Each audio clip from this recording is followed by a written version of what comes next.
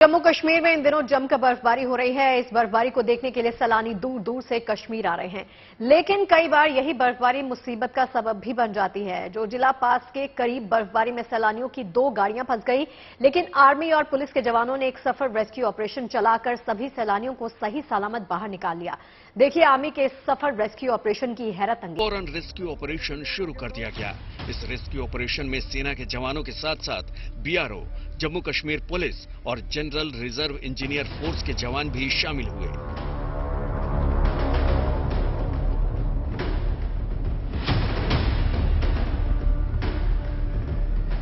भारी बर्फबारी की वजह से जब श्रीनगर कारगिल हाईवे और जोजिला पास पर गाड़ियों की रफ्तार थमी हुई थी, तब सेना के इन जवानों ने बर्फ को हटाने का जिम्मा उठाया। इस काम के लिए खास तौर पर आर्मी की एवलांच रेस्क्यू टीम की मदद ली गई। ये टीम इमरजेंसी मेडिकल किट और दूसरे जरूरी उपकरणों से लैस है। घंटों की मशक्कत के बाद मेहनत रंग लाई और 2 गाड़ियों में बैठे 8 सैलानी और 2 ड्राइवरों को सुरक्षित निकाल लिया गया।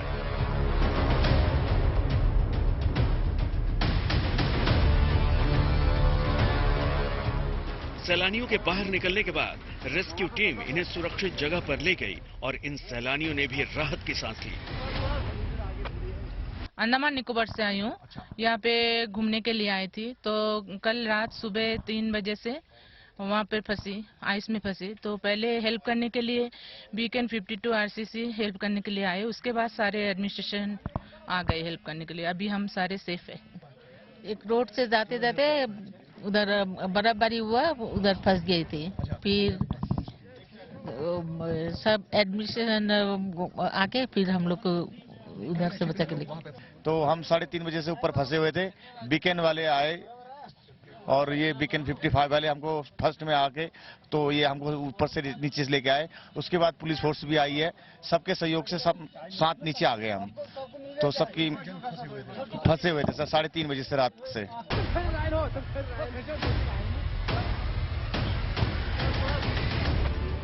आसमान से गिरती बर्फ सिर्फ जोजिला पास ही नहीं, जम्मू कश्मीर के दूसरे इलाकों में भी लोगों के सामने चुनौती पेश कर रही है।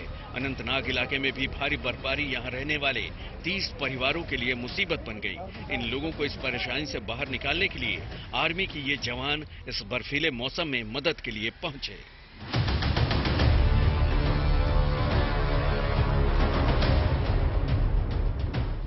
रास्तों पर बर्फ की इतनी मोटी चादर बिछ चुकी थी कि इन पर पैदल चलना भी मुश्किल हो रहा था, लेकिन इसके बावजूद आर्मी के जवानों ने गांव के 30 परिवारों को सही सलामत बाहर निकाल लिया। लोगों के साथ गांव के मवेशियों को भी सुरक्षित जगह पहुंचाया गया। अगर वक्त रहते इन लोगों को बाहर नहीं निकाला जाता तो बर्फबारी की वजह से ये गांव दूसरे इलाकों से पूरी तरह कट सकता था।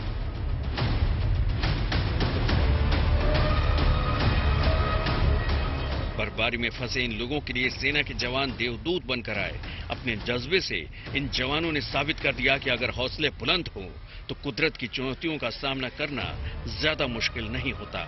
जम्मू कश्मीर से अशरफ वानी के साथ bureau report, good news today.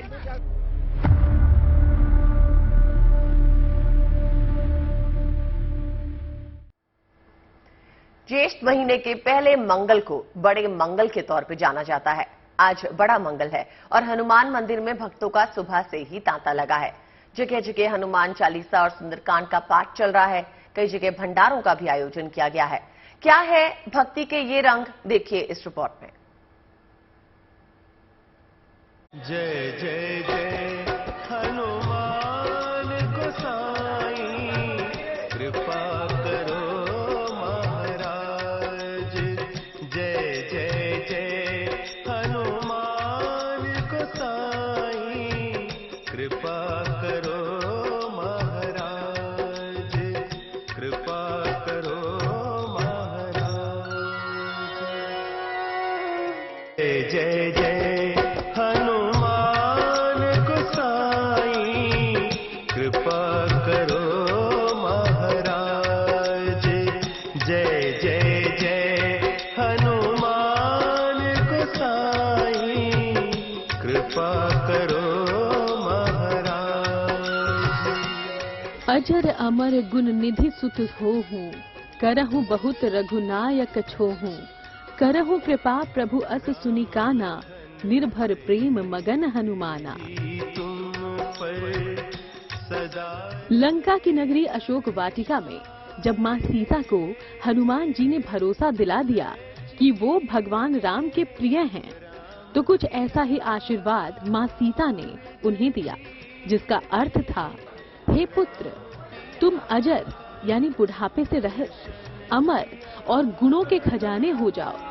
Shri Raghunath ji तुम पर बहुत कृपा करें, प्रभु कृपा करें। ऐसा कानों से सुनते ही हनुमान जी पूर्ण प्रेम में मग्न हो गए।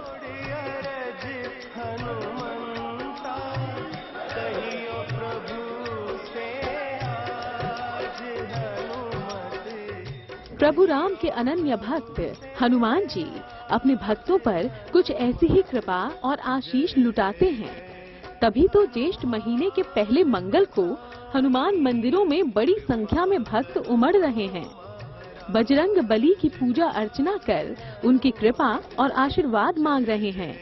हनुमान चालीसा और सुंदर कांड के पाठ चल रहे हैं। प्रभु श्री राम की नगरी अयोध्या में हनुमान गढ़ी में भक्तों की भीड़ जुटी है। ज्येष्ठ महीने के मंगल को बड़ा मंगल भी कहा जाता है। इसी कारण दूर दराज से लोग हनुमान गढ़ी पहुंच रहे हैं। अलीगंज हनुमान जी का महिमा परंपार बा। सिर्फ अयोध्या ही नहीं, लखनऊ में भी बड़ा मंगल का ये मौका अपनी अलग पहचान रखता है। वो इस लिहाज से कि यहाँ बड़ा मंगल या कहें कि हनुमान जी में आस्था सिर्फ हिंदुओं की नहीं बल्कि मुस्लिमों की भी है। इस दिलचस्प बात से एक किस्सा जुड़ा है। महिमा परंपार। देखिए, मैं उस मंदिर में हूँ जहाँ से बड़ा मंगल की परंपरा शुरू हुई थी और इस बात को कहा सुना जाता है कि अवध के नवाबों ने बड़ा मंगल की परंपरा को शुरू किया था।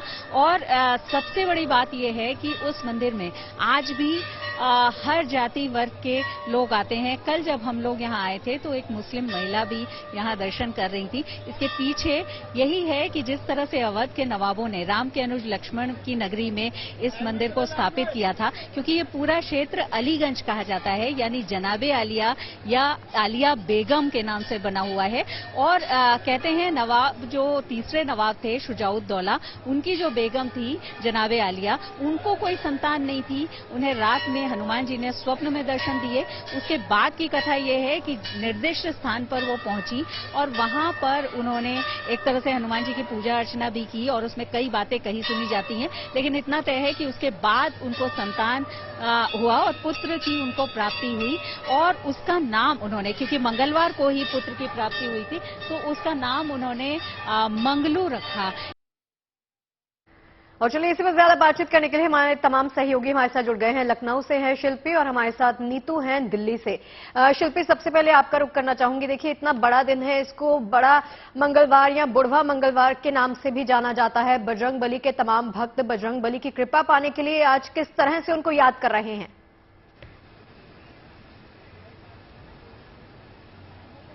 देखिए, दोपहर का वक्त हो चला है। अमूमन दोपहर को थोड़ी सी कम संख्या रहती है क्योंकि इस समय गर्मी भी बहुत है, लेकिन इसके बावजूद हम देख रहे हैं मेरे पीछे लोग दर्शन कर रहे हैं हनुमान जी के और आते ही जा रहे हैं, क्योंकि ये पूरा दिन मंदिर खुला रहता है। और मैं आपको बताऊं, रात्रि में जैसे मंदिर बंद होता है सोमवार को, लेकिन मंदिर कल नहीं बंद हुआ था क्योंकि इतनी बड़ी संख्या में जो भक्त आते हैं उनको मैनेज करने के लिए मंदिर रात में भी खुला हुआ था। लेकिन इस बीच हम देख रहे हैं कि जिनकी मनोकामना पूर्ण होती है वो यहाँ पर छोटी बड़ी घंटियां यहाँ पर चढ़ाते हैं। एक ऐसे ही परिवार हमको दिख रहा है। क्या आपने मनोकामना पूर्ण हुई है उसके बाद? मेरे भैया माने ना तो ये पूरा हो गया भाई। बांध रहे हनुमान जी बात सुनते हैं? बात सुनते हैं। हनुमान से आई हैं आप? किला से। इनकी मनोकामना पूर्ण हुई है तो यहाँ इन्होंने घंटी बांधी है और हम देख रहे हैं कि हमारे पीछे किस तरह से यहाँ पर लोग आते जा रहे हैं, क्योंकि ये वो हनुमान की प्रतिमा है, वो मंदिर है जिसको नवाबों ने बनवाया था। इसलिए यहाँ जो श्रद्धा है उसके साथ ही साथ एक साझी विरासत का एक संदेश भी है। हम देख रहे हैं जो ये अपूर्व ये प्रतिमा है, क्योंकि आमतौर पर अवध में देखा जाता है कि सिंदूर लेपन वाली हनुमान जी की प्रतिमा होती है, उसके पीछे भी कथा है और किस तरह से फूलों से सजाया गया है हनुमान जी महाराज को और यहाँ पर पूजा अर्चना हो रही है। सबसे बड़ी बात यह है कि यहाँ पर आने पर जिस तरह से शांति मिलती है, मनोकामना पूर्ण तो होती ही है, उसको यहाँ के लोग मानते हैं। आप देख रहे हैं हर आयु वर्ग के लोग यहाँ पर हैं जो हनुमान जी से अपनी अलग अलग इच्छाओं की पूर्ति के लिए, अपनी अलग अलग मनोकामनाओं के लिए यहाँ पर आ रहे हैं और उनसे कुछ न कुछ मांग रहे हैं। ये बताइए हनुमान जी सबकी मनोकामना पूर्ण करते हैं जी। आपने पहले कुछ मांगा है, पहली बार आई? जी मैं फर्स्ट टाइम आई हूँ। मैं बचपन में आई थी, अब मेरा इस बार तो फर्स्ट टाइम है। कैसा लग रहा है यहाँ? अच्छा लग रहा है। आज बड़ा मंगल है। जी शिल्पी, आपके पास फिर लौटेंगे, एक बार रुक करते हैं नीतू झा का जो हमारे साथ दिल्ली से बनी है। नीतू, आप इस वक्त कहाँ पर हैं और बताइए आज बड़े मंगल के दिन किस तरह से भक्त जो है वो मंदिरों में आ रहे हैं, पूजा अर्चना कर रहे हैं, क्या खास देखने को मिला आपको आज? अदिति, देखिए मैं इस वक्त दिल्ली का दिल कहे जाने वाले सीपी की प्राचीन हनुमान मंदिर में मौजूद हूँ। आप पूछ रही हैं उत्सव और भक्ति के बारे में, तो देखिए आज बड़ा मंगल है, आज का दिन वैसे ही खास है। इस मंदिर में अमूमन मंगलवार को भीड़ होती है। यहाँ पर अभी सुबह से ही जो भक्तों की तादाद है वो बढ़ती जा रही है, क्योंकि कुछ देर में हनुमान चालीसा और सुंदरकांड का जो पाठ है वो भी शुरू होने वाला है। तो भक्तों की तादाद जो है वो बढ़ती जा रही है। कहते हैं आज के दिन हनुमान जी से जो मनोकामना मांगी जाए वो पूर्ण होती है, इसलिए भक्त जो है बड़ी तादाद में यहाँ पहुँच रहे हैं। पूरा मंदिर प्रांगण जय श्री राम के नारों से गूंजते हैं। अब तो मेरे पीछे से आवाजें भी आ रही होंगी कि किस तरह से जो भक्त हैं वो जय श्री राम के नारे लगा रहे हैं। साथ ही अगर मैं ये बताऊं कि आज किस तरह से भगवान को प्रसन्न किया जा रहा है, तो आज भगवान को चोला उड़ाकर और साथ ही सिंदूर का जो तिलक होता है, क्योंकि आपने देखा होगा हनुमान जी ने अपने पूरे शरीर पर सिंदूर लगा रखा होता है, तो यहाँ पे प्रसाद में खास तौर पर बूंदी है। चोला उड़ाया जा रहा है भगवान को और सिंदूर खरीद कर लोग ला रहे हैं और भगवान का उससे तिलक कर रहे हैं। और सुबह से ही भक्तगण जो है वो यहाँ आ रहे हैं। हनुमान जी की कृपा दृष्टि जो है वो उन पर पड़ रही है। मैं कोशिश करूंगी कि कुछ लोगों से बात हो जाए। कहाँ? अच्छा, किस तरह से हनुमान जी को प्रसन्न कर रहे हैं? प्रसाद चढ़ा कर रहे हैं। बिल्कुल, देखिए कहते हैं हनुमान जी तो आसानी से प्रसन्न हो जाते। कहाँ से आए? हम मीराबाग, पश्चिम बिहार, दिल्ली। कैसे हनुमान जी की पूजा कर रही है? जैसे सब करते हैं, हनुमान चालीसा पढ़ेंगे। हनुमान चालीसा, कहते हैं आज के दिन हनुमान चालीसा पढ़ने का विशेष महत्व भी होता है। आज के दिन तो है क्योंकि हनुमान जी का दिन है, पर हर रोज पढ़ो, दिन में 50 बार पढ़ो। देखिए अदिति, इससे पहले भी जब हम बात कर रहे थे तो यहाँ पुजारी जी मौजूद थे हमारे साथ, और उनसे भी मैंने जानने समझने की कोशिश की थी कि आप आसानी से हनुमान जी को कैसे प्रसन्न करें।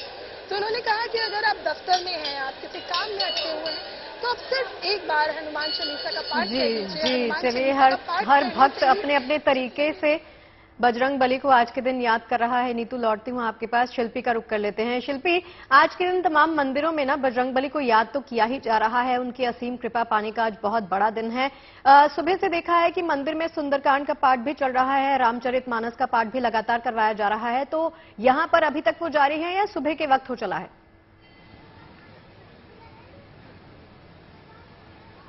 बिल्कुल, देखिए जो लोग आ रहे हैं वो हनुमान चालीसा का पाठ यहाँ बैठकर जरूर करते हैं। कुछ लोग सुंदरकांड का भी पाठ करते हैं। और सबसे बड़ी बात यह है कि जो सामूहिक पाठ होता है वो मंदिर में शाम के वक्त होता है, क्योंकि इस समय अगर इस मंदिर की हम बात करें तो यहाँ पर अलग अलग लोग बैठ करके पाठ करते हैं। एक अखंड रामायण है जो इस मंदिर की परंपरा है कि यहाँ लगातार होती रहती है और वो जारी रहती है। मतलब कोई दिन हो, रात हो, अलग अलग लोग उसको करते रहते हैं और वो जारी रहती है। इसमें एक और रोचक बात है कि जो लोग कई बार शामिल नहीं हो पाते वो उसमें कुछ अंशदान करते हैं और उनके नाम पर भी वो पाठ होता है। यहाँ पर ये परंपरा है। लेकिन इस बीच हम देख रहे हैं कि ऐसे लोग भी आए हैं जो सामाजिक संदेश लेकर आए हैं। हम चाहेंगे कि हनुमान जी के नाम पर कोई दो लाइन आप गुनगुनाएं। अलीगंज हनुमान जी का महिमा परंपार बा और जे इनके मन से भाजी बेड़ा ओ कर पा। बहुत खूबसूरती। इसी तरह से भक्तों का तांता आज मंदिरों में लगा हुआ है। आप सभी का बहुत बहुत शुक्रिया हमारे साथ जुड़ने के लिए और ये जानकारी हमारे तक पहुंचाने के लिए। अब बात कर लेते हैं चारधाम यात्रा की। चारधाम यात्रा के दौरान खासतौर से बद्रीनाथ और केदारनाथ में भीषण ठंड हो रही है। बारिश बर्फबारी ने दोनों धामों की यात्रा पे आंशिक ब्रेक सा लगा दिया है। वहीं खराब मौसम को देखते हुए चमोली और रुद्रप्रयाग जिला प्रशासन ने श्रद्धालुओं से अपील की है कि मौसम की सही जानकारी लेकर ही बद्री केदार की यात्रा पर निकले।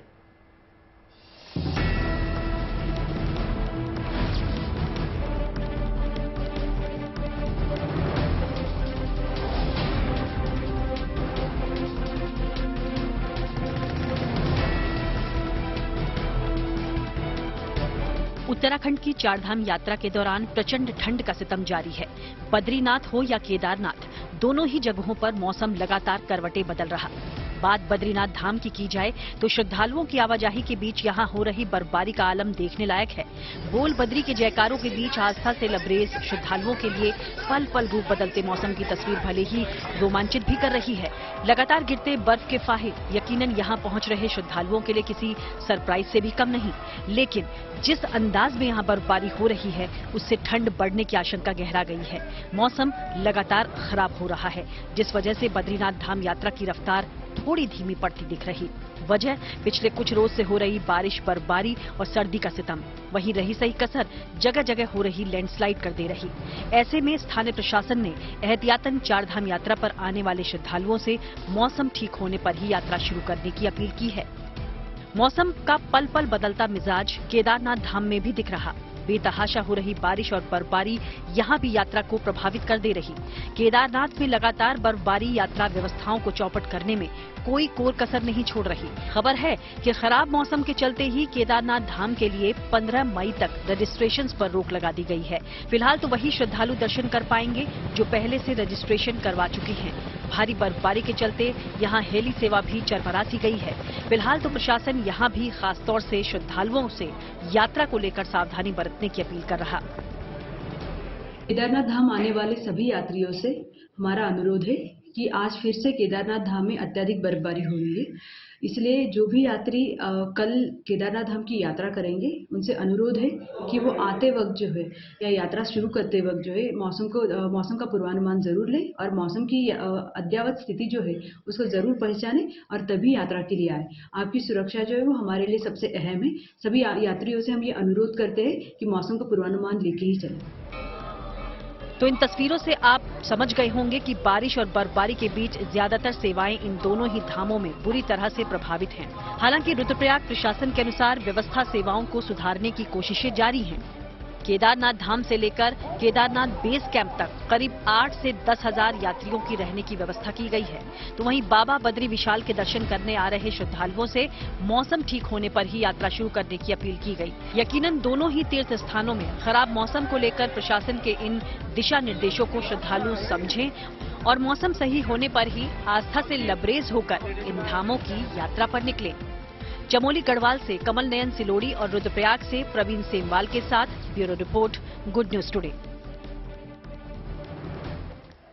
उत्तराखंड के चमोली जिले में बसे श्री हेमकुंड साहिब के कपाट 20 मई को खुलेंगे, लेकिन भारी बर्फबारी के चलते यात्रा मार्ग बंद पड़ा है। हालांकि इसे दुरुस्त करने के लिए सेना के जवान बर्फ काटकर रास्ता बनाने में भी जुट गए हैं, लेकिन भारी बर्फबारी के बीच में हेमकुंड साहिब गुरुद्वारा पहुंचने वाला रास्ता बनाना किसी चुनौती से कम बिल्कुल नहीं हो रहा।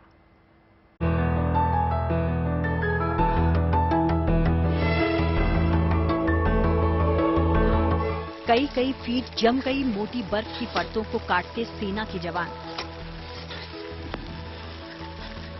चमोली गढ़वाल में बसा श्री हेमकुंड साहिब इन दिनों बर्फ के आगोश में है।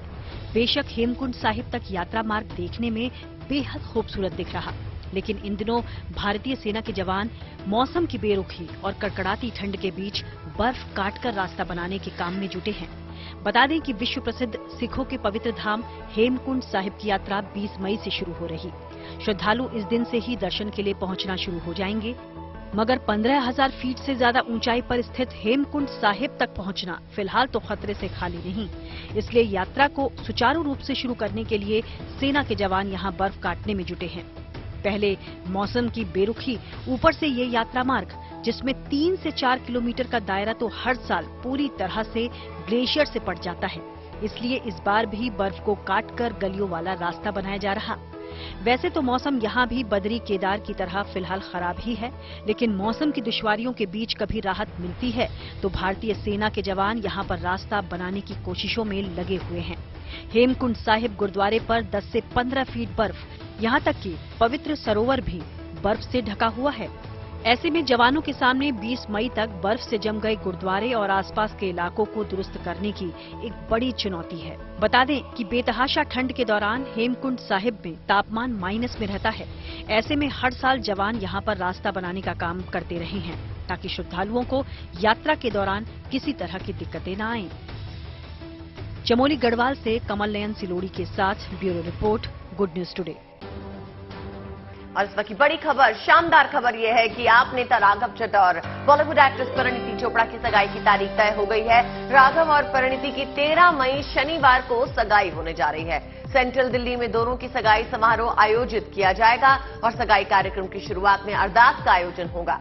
अरदास के बाद रिंग सेरेमनी होगी। इसमें राघव चड्ढा और परिणीति चोपड़ा के परिवार के लोग और नजदीकी मौजूद रहेंगे। इस वक्त की शानदार खबर, सेंट्रल दिल्ली में परिणीति चोपड़ा और राघव चड्ढा की सगाई होने जा रही है। ये सगाई 13 मई को होगी। सगाई की शुरुआत में अरदास रखी जाएगी और उसके बाद दोनों रिंग्स एक्सचेंज करेंगे।